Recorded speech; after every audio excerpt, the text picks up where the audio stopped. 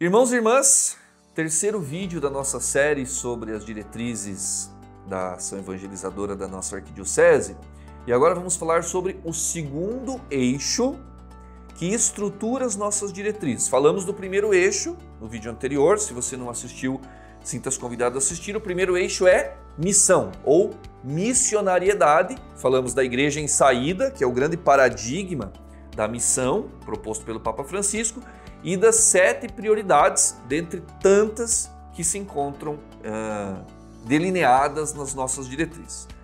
Segundo eixo, então, das mesmas diretrizes, iniciação à vida cristã. Talvez você já esteja familiarizado com essa expressão, talvez não tem problema. Mas esta é uma das opções mais fundamentais que a igreja de hoje tem feito no contexto da sua missão, sobretudo no Brasil. O CNBB tem se posicionado de maneira contundente em face de que todas as nossas comunidades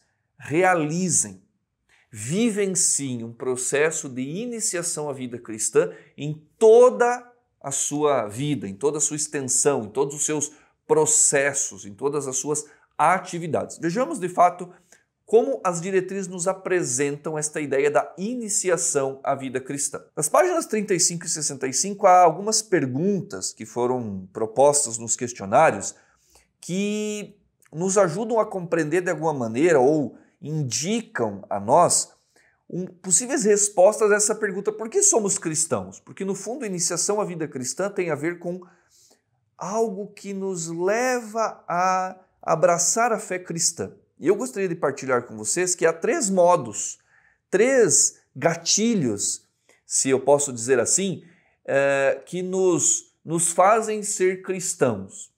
Cada qual a seu modo e não necessariamente um está vinculado ao outro.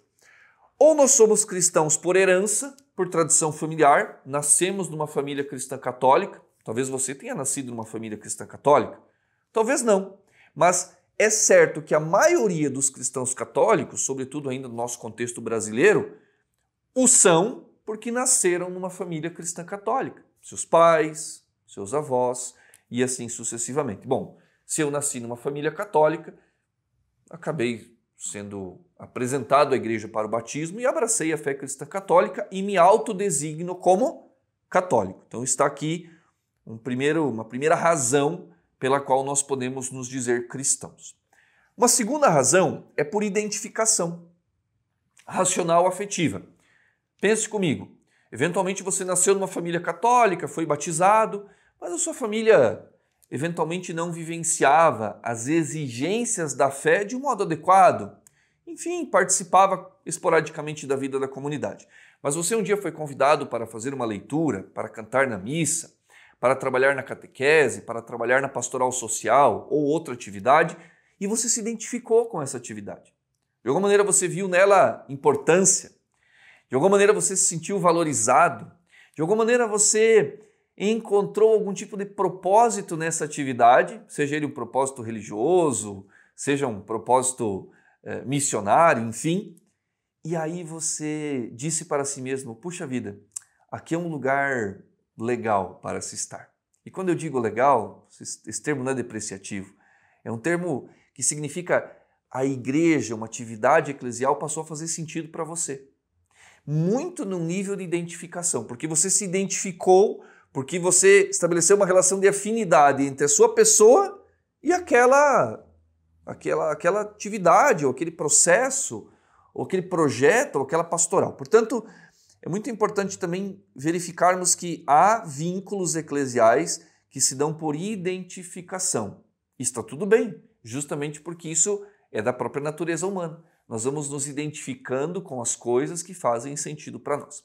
Agora, a terceira razão, esta sim, é a razão que está no núcleo do Evangelho. Nós somos cristãos por experiência. O que é experiência?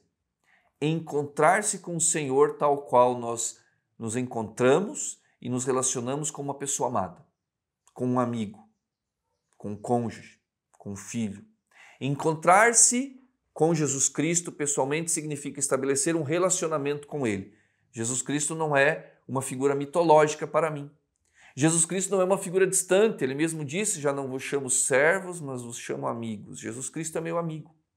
Portanto, eu posso ter nascido numa família cristã católica, posso trabalhar na igreja, entre aspas, mas posso não ter encontrado o Senhor Jesus. Me faço entender?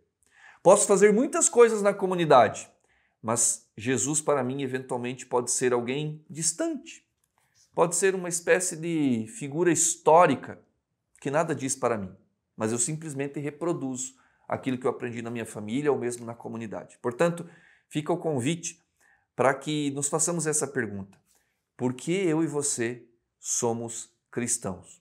Ou cristãos católicos, como você preferir, mas por que somos cristãos? Esta é uma pergunta crucial. Bom, voltando ou dando continuidade ao eixo da iniciação à vida cristã, nós nos perguntamos, iniciação ou início? São palavras correlatas, não é? Iniciação e início. Diogo, do que nós estamos falando? De um início cronológico da vida cristã? Quando que a coisa começa? Brincando com você? Necessariamente não. Vamos voltar à igreja primitiva, quando havia o processo do chamado catecumenato. Lembram disso? Catecumenato era a inserção na fé daquelas pessoas que abraçavam a fé. E havia algumas etapas que deviam ser percorridas. Isso lá no começo da igreja. Imagine nos primeiros 2, 3, 4 séculos da igreja. Havia o pré-catecumenato, que era justamente o período em que a pessoa fazia uma experiência de Jesus Cristo. Ou seja, fazia experiência do querigma. A ela era anunciado Jesus Cristo e ela fazia esta experiência de encontro com ele. Ou seja, o encontro com Jesus que nós acabamos de falar se dava já nesse período inicial e não posteriormente. Depois vinha propriamente o catecumenato, que era um período de ensino em relação à fé cristã, ao conteúdo da fé, de vivência na comunidade, de serviço aos irmãos. Ou seja, a pessoa que aderia a Jesus Cristo passava a viver com uma comunidade eclesial e nesta comunidade era formada, era ensinada não como aula, não como um processo acadêmico, mas no cotidiano da comunidade, a vivência da fé na comunidade. Depois, aí sim, o período quaresmal, eventualmente esse período catecumenato podia demorar de 1 a 3, às vezes até 4 ou 5 anos. Veja a importância de todo esse processo. Esta pessoa, período quaresmal, vivenciava o que se chamava de purificação e iluminação. Era um grande retiro, era um grande momento de deserto, entendido com esta lógica de olhar para si e verificar, de fato estou me configurando a Jesus Cristo? De fato estou encarnando o Evangelho, vivendo nesta comunidade? Tempo de purificação e iluminação. Até que se chegava propriamente ao tempo da mistagogia na Páscoa. Porque os sacramentos da iniciação à vida cristã, batismo, Eucaristia e confirmação, o crisma, eram recebidos na vigília pascal, no conhecido Sábado Santo, na noite santa da Páscoa do Senhor, da ressurreição do Senhor. E nesse sentido, o tempo da Páscoa era o tempo da mistagogia. Diogo, o que é mistagogia? Educação ou caminho do mistério.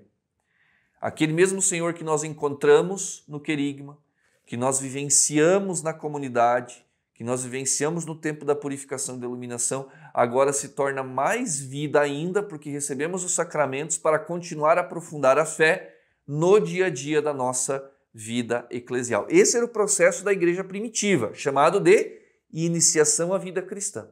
Perceba que não se trata apenas de um momento, de um dia, de uma semana. É um processo.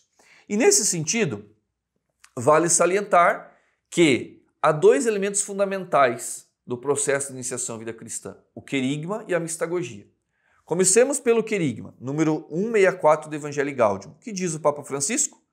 O querigma é o anúncio do Senhor que promove uma experiência de encontro pessoal com Ele. Já falamos sobre isso. Ou seja, meus irmãos, eventualmente nas nossas comunidades nós damos por suposto que as crianças, que os jovens, adolescentes e adultos já fizeram este encontro na família. Mas a maioria dos nossos irmãos e irmãs que estão nas nossas comunidades não fizeram este encontro. A eles não foi anunciado um Jesus com quem devemos nos relacionar pessoalmente. De sorte que o querigma é o núcleo. Lembram do slide anterior? O querigma é, de fato, aí sim, o início de todo um processo de adesão a Jesus Cristo, que não termina ali, mas todo dia se renova, porque todo dia nós devemos e somos convidados a nos encontrar com Jesus. Nós estamos falando posteriormente da chamada mistagogia. Falamos já há pouco. Papa Francisco retoma o tema no Evangelii Gaudium número 166. O que é mistagogia? É a escavação, entre aspas, do querigma. Nós somos educados, meus irmãos e minhas irmãs, para o mistério, para aprofundar e dar solidez à fé. Não é assim nas nossas relações? Quando você se encontra com uma pessoa e esta pessoa, de alguma maneira, lhe confere um novo sentido à vida e você começa a tecer uma relação de amizade com essa pessoa. Imaginemos isto. Esta relação de amizade se reduz àquele primeiro encontro? Não. Esta relação de amizade vai sendo aprofundada, solidificada, a ponto de que depois de muitos e muitos anos você diz, nossa, parece que eu estou reconhecendo este meu amigo hoje, porque o processo de amizade, de relacionamento, de vínculo, de fraternidade, este processo chamado na igreja de comunhão, este processo não se esgota. Portanto, querigma, experiência do anúncio de Jesus que transforma a nossa vida, que confere um sentido novo à nossa vida. Papa Bento XVI diz isso, né? Ao início do ser cristão não há uma grande ideia, uma decisão ética. Ao início do ser cristão há uma experiência de encontro pessoal com Jesus Cristo. Lá na carta encíclica Deus Caritas Est, número 1. E a mistagogia é aprofundar esta relação. Portanto, iniciação à vida cristã é um início simplesmente cronológico? Tal dia, tal horário? Não. Iniciação é um processo gradual, progressivo, é um passo a passo para fazer todos os dias uma experiência de Jesus e aprofundar esta experiência numa comunidade, na ação evangelizadora, na missão propriamente dita da igreja, na oração, na ajuda aos irmãos, sobretudo dos mais pobres. Isto é iniciação à vida cristã. Nesse sentido, quais são então as prioridades que as nossas diretrizes apresentam, e aí há todo um desdobramento em pistas de ação referentes à iniciação à vida cristã? Novamente, sem querer ser redundante, mas para resgatarmos o sentido prioritário da iniciação à vida cristã.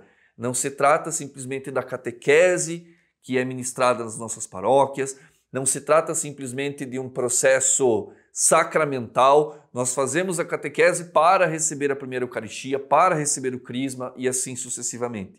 Isto é parte de um processo mais amplo, chamado iniciação à vida cristã, que começa com o nosso encontro com Jesus Cristo e vai progressivamente sendo aprofundado no que nós chamamos de mistagogia. Percebe? A iniciação, se te ajudar esta imagem, é como um rio, cuja fonte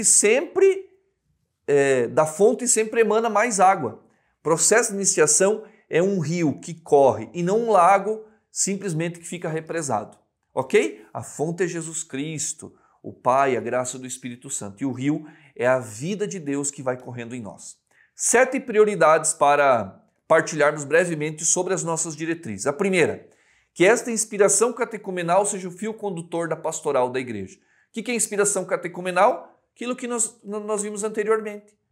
O catecumenato da igreja primitiva nos inspira. Não vamos retomar o catecumenato no dia a dia das nossas comunidades, a não ser para os adultos que abraçam a fé. Mas o catecumenato como inspiração.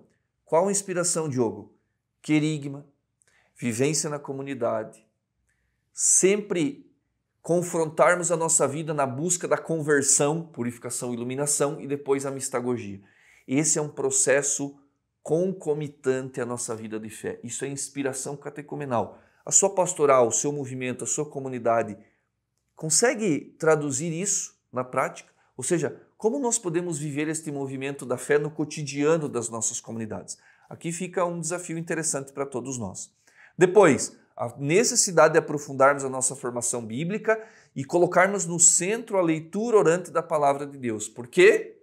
É na Escritura, evidentemente que também na tradição, mas é na Escritura que nós identificamos elementos que, de alguma maneira, solidificam e fazem com que aprofundemos a nossa experiência de fé.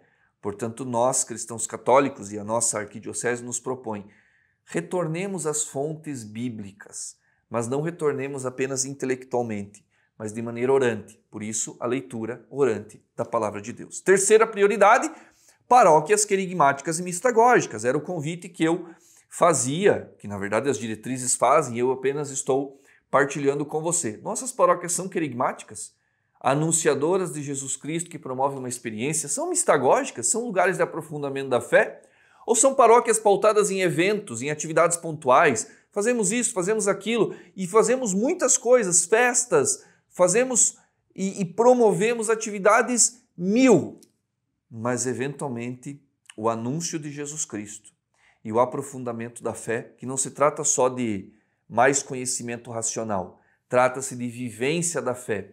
Como isso está nas nossas comunidades? É uma pergunta para nos provocarmos mutuamente. A importância da catequese batismal e matrimonial não se trata de perpetuarmos a ideia dos cursos de batismo, ou curso, melhor dizendo, de noivos, mas um processo catequético de iniciação. Por que uma família apresenta seu filho ao batismo? Por que um casal de namorados ou de noivos deseja se casar? O que está implicado nesses sacramentos? Novamente, não se trata apenas de receber o sacramento, mas de compreender o seu sentido e viver as suas exigências. A graça que eu recebi no sacramento, novamente, é como fonte que emana, evidentemente, uma fonte da qual brota a vida de um rio. Que processo catequético, batismal e matrimonial se dá? A nossa arquidiocese privilegia processos personalizados e progressivos e não mais cursinhos pontuais para que as pessoas sejam inseridas nesse processo.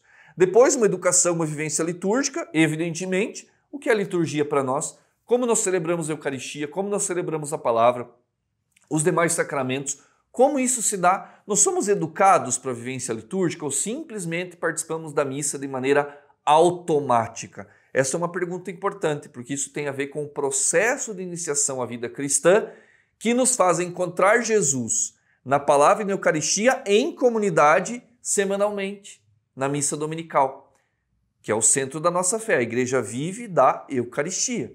Portanto, repensemos também o nosso modo de educar nossas comunidades e nos educar para a melhor vivência da liturgia.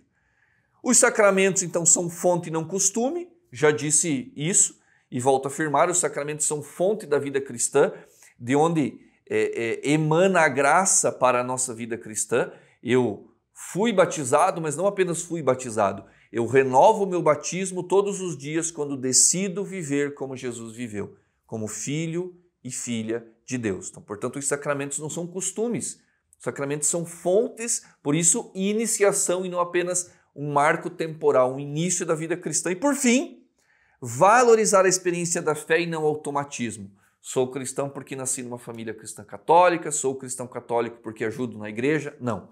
Sou cristão católico porque Jesus é meu amigo.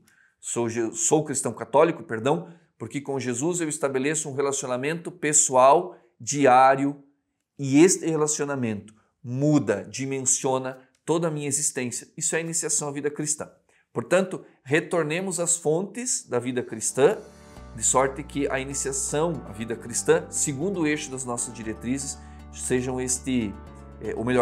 este elemento fontal. Esta imagem é belíssima, a fonte de onde emana toda a vida cristã.